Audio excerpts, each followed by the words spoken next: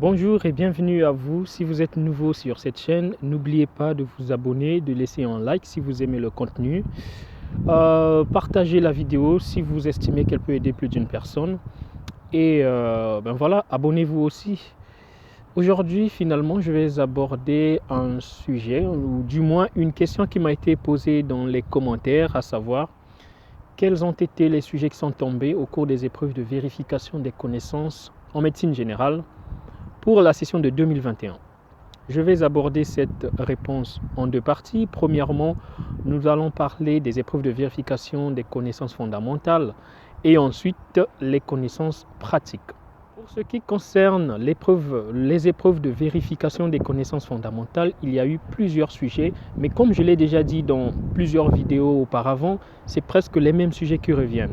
Alors, ce qui a été peut-être nouveau au cours de ces épreuves, il s'agissait d'un sujet qui portait sur la maladie d'Addison, ou plus particulièrement la décompensation d'une insuffisance surrénalienne chronique, bien sûr la forme aiguë justement. Donc il s'agissait en fait d'un petit cas clinique d'un patient de 53 ans par là qui était suivi pour une maladie d'Addison sous corticothérapie au long cours et qui se présente aux urgences dans un tableau infectieux, une fièvre à 39 degrés, une toux avec des troubles digestifs et une hypotension artérielle, une tachycardie.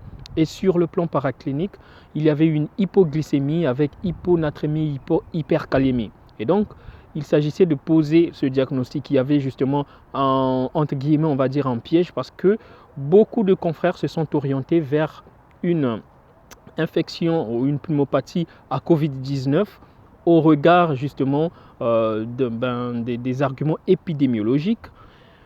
Par contre, cela n'était pas vraiment le cas et donc ce qui mettait sur la voie d'une décompensation aiguë d'une insuffisance surrénalienne chronique, c'était justement une hypoglycémie et surtout chez un patient qui est suivi pour maladie d'Addison. Il y avait ce thème des anémies et plus particulièrement, il s'agissait de connaître les étiologies des anémies normochromes ou normocytaires et microcytaires.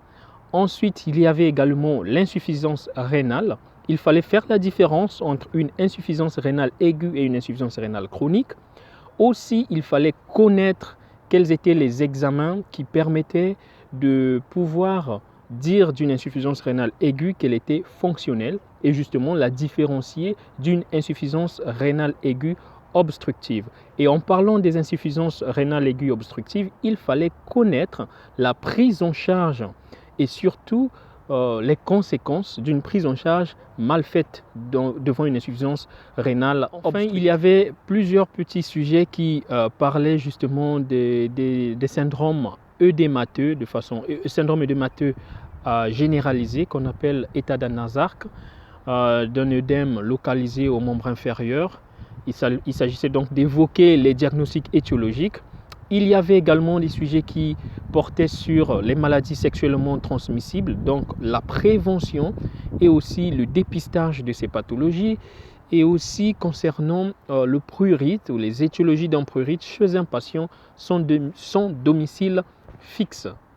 Enfin, il y avait un thème sur les embolies pulmonaires, notamment le diagnostic clinique, les étiologies d'une hypercalcémie, il fallait citer les plus fréquentes, et enfin, le syndrome inflammatoire, il fallait connaître les valeurs seuil des examens biologiques nécessaires au diagnostic. Enfin, merci d'avoir regardé, je vous dis à très bientôt.